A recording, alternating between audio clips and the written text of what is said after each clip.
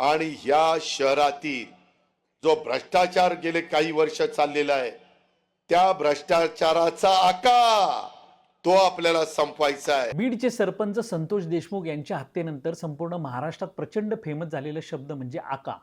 भाजप आमदार सुरेश धस यांनी आका हा शब्द प्रयोग सर्वप्रथम वापरून महायुती सरकारमधीलच पहिली विकेट पाडत विरोधी पक्षांचं काम हलकं केलं। कृषी मंत्री धनंजय मुंडे यांना त्यामुळे राजीनामा द्यावा लागला, तर धनंजय मुंडे यांचा उजवा हात असलेले वाल्मिक कराड यांना जेलमध्ये जावं लागलं। अर्थात आका कोण आणि आकाचा आका कोण याचा उलगडा उभ्या महाराष्ट्राला या खून प्रकरणानंतर झाला। आका म्हणजे शागिर्द, मास्टरमाइंड, कमांडर, कॅप्टन, बॉस हे या शब्दाचे अनेक अर्थ असले तरी सोयीनुसार त्या वर्गवारीत त्याचा वापर केला जातो। मात्र जिथे दहशत आहे, दादागिरी आहे, प्रशासनावर दरार आहे, ठेकेदारांवर हुकूमत आहे आणि दम देऊन जिथे कामे केली जातात त्या व्यक्तीस आका हा शब्द परफेक्ट मॅच होतो।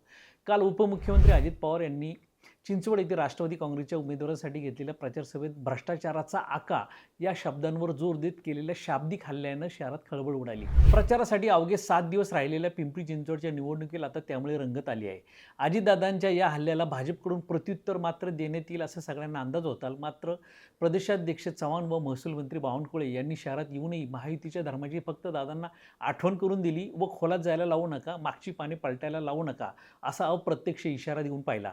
पण मूळ मुख्य मुद्दा असा आहे व प्रश्न असा आहे की सलग 3 वेळा जाहीरपणे अजित पवारांनी वाभाडे काढूनही भाजप या प्रश्नी उत्तर द्यायला का तयार नाही। सगळ्यात महत्त्वाचं म्हणजे खुल्या चर्चेचं आव्हानही अजित पवारांनी देऊन पाहिले। त्यामुळे होऊन जाऊ द्या दूध का दूध पाणी का पाणी असं म्हणत भाजप उत्तर का देत नाही असा सवाल आता जनतेतूनच विचारला जातोय। कुठल्याही निवडणुका या अगोदर सत्तेवर असलेल्यांनी कसा कारभार केला या विषयावर होत असतात। राष्ट्रवादीने 2012 साली पालिकेवर मिळवलेल्या सत्तेच्या 5 वर्षात काय उद्योग केले हे आता बोलून उपयोग नाही। भ्रष्टाचार म्हणजेच करोडो रुपये वेगळ्या मार्गाने खाणं हे एक वेळ सिद्ध होत नसलं तरी भाजपच्या स्थायी समिती अध्यक्षांना लाच घेतल्याप्रकरणी जेलमध्ये जावं लागलं का, तर ते 100% सत्य आहे। पण आता यावर उत्तर काय द्यायचं हे भाजपला अवघड झाले आणि नेमकं अजित पवार त्यावर जोर देत आहेत। थोडक्यात 20 दिवसांपूर्वी भाजपसाठी पूर्णपणे एकतर्फी व अनुकूल वाटणारी ही निवडणूक आता टक्कर देऊ पाहते। दुर्दैवाची आणि खेदाची बाब म्हणजे या शहरातील नागरिकांच्या मूलभूत प्रश्नांवर आणि त्यांच्या अडचणींवर कुठलाच पक्ष बोलायला तयार नाही आहे। तापलेले या वातावरणाने एक मात्र स्पष्ट केले की राष्ट्रवादी कासवाच्या गतीने पुढे सरकू लागली आहे।